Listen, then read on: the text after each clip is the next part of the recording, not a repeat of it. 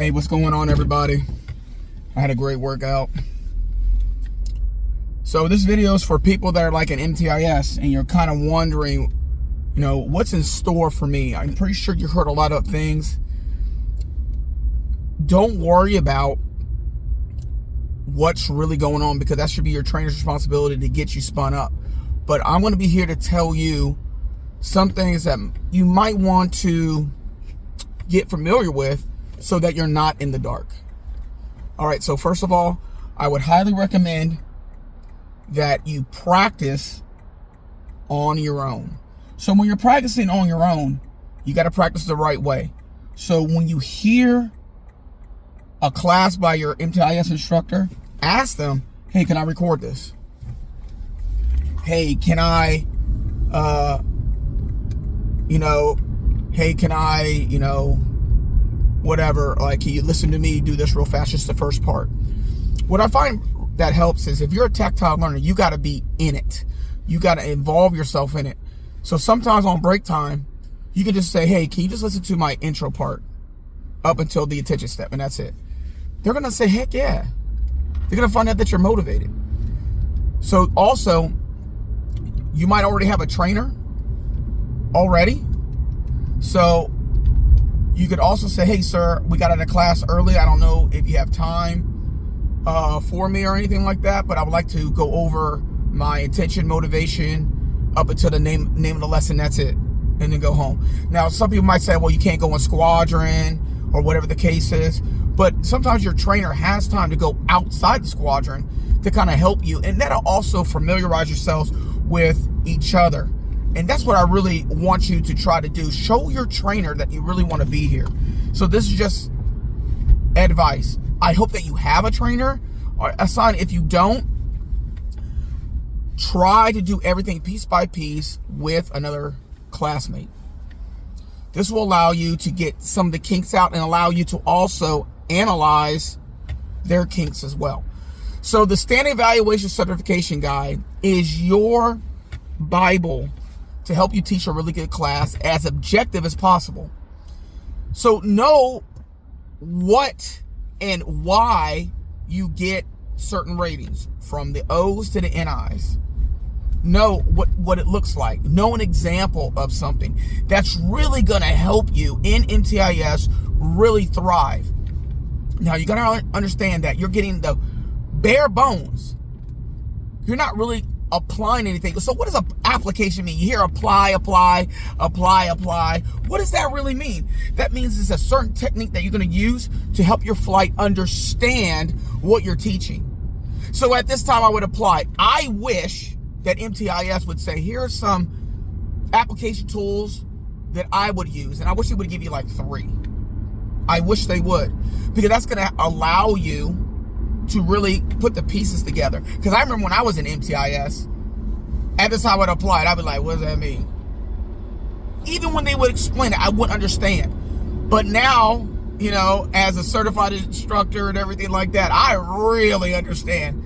You're trying to make sure that whatever technique you have in your brain, it makes sense to the flight. So when you get evaluated for this, you can see the growth of the flight. So even if they jack it up the first time, like left flank, right flank, if you ever teach that by the format with an evaluator, that first flank may not be great. But I have ways, I have application tools. Maybe I need to do a video on that. That's going to help you set you up for success. So before you teach a class, any class, left face, right face, and this I would apply, ask your MTIS instructor, well, how would you apply this, sir or ma'am? They should have plenty of application tools for you. Now, if they give you 1 or 2, that's great. But you really want them to be as effective as possible. So remember that. You want to be as effective as possible for your flight. So what does that mean? You can't teach fast. You got to take your time. You got to take your time. Yes, you're timed on the application portion of it. Don't worry about the time. If it makes sense, the evaluator will understand. And it's just it'll just flow. It'll just flow. All right, so practice, Stat evaluation guide, go through all that stuff. Get somebody to listen to you. Get some application tool ideas. This is all going to set you up for success. The last thing that I have for you is when you're learning things in MTIS and you're learning the regulations, find out where it's at in 36.3. Find where that is. Find out why it says what it says. Because the more you read, the more you're really going to understand what's going on. And your trainer, all he has to do is just tell you a little bit of thing. You'd be like, oh yeah, I remember I read that before. So now you're reading it from two sources. So when I was training Sergeant Timbrock, he was already motivated and he was open for correction. And I want you to be like that too. Be humble. It was a blessing that all my students were very, very humble in receiving instruction from me, because there are some people, they were awesome in their career field, and it's hard to detach themselves from going from one career field to another career field.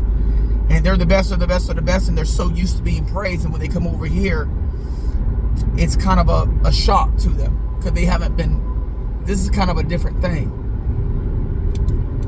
I want you to realize that when you're humble, it makes it easier for you and your trainer to get along.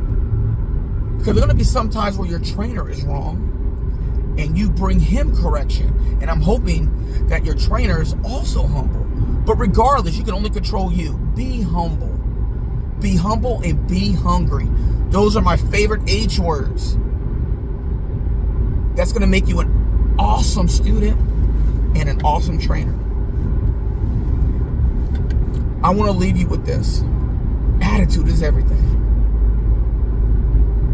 As a student, mess up. Just mess up. Go all in. If you don't have all the information, your trainer's going to find out when you're messing it up. He'll find out. Because if your trainer and you are not talking a lot when you get on the line, and you're going like, your attitude's real high, you get low instruction, you're going to be fine. Because he's going to be like, whoa. Be like, oh, well, you got to tell me. Trainer, you got to tell me. Remember, it's a trainer's responsibility to equip you. You're not going to come fully equipped out of MTIS. You're not going to come fully equipped out of the cadre. You ain't. So what I want you to understand is that you shouldn't worry about nothing. Because as a student, you have a blanket. You have a blanket called a trainer. And a trainer is supposed to be training you and being involved and watching you do your thing and being a teammate for you, a wingman for you. It's like coming out of tech school and you get your supervisor and then you get your trainer, if they're not the same people. And that trainer is supposed to equip you. Sometimes trainers have to learn how to be a more effective trainer. So if you're a great student and you're humble and hungry, you're going to create better trainers because you're just so awesome. So just keep that in mind. You can't get in trouble as a student if you're humble and hungry. Make sure you ask lots of questions. And if you do fail at something, ultimately, that trainer has to make sure the flight's acceptable at the end of the day. Because they're the ones that are fully certified at the end of the day. So people would disagree with that. And I say, how can you if you're not certified? Anyways, love your faces. I hope that I've given you a lot of encouragement. Enjoy BMT. It is a blast. It is a blast. Be very competitive. If no one dies, you're having a great day. There are going to be things that you mess up on. Don't worry about it. Don't worry about it. If people know your heart, if people know your work ethics, they're going to protect you. Isn't that great? They're going to protect you. Just be humble. All right. Until next time. Good luck on MTIS. Bye.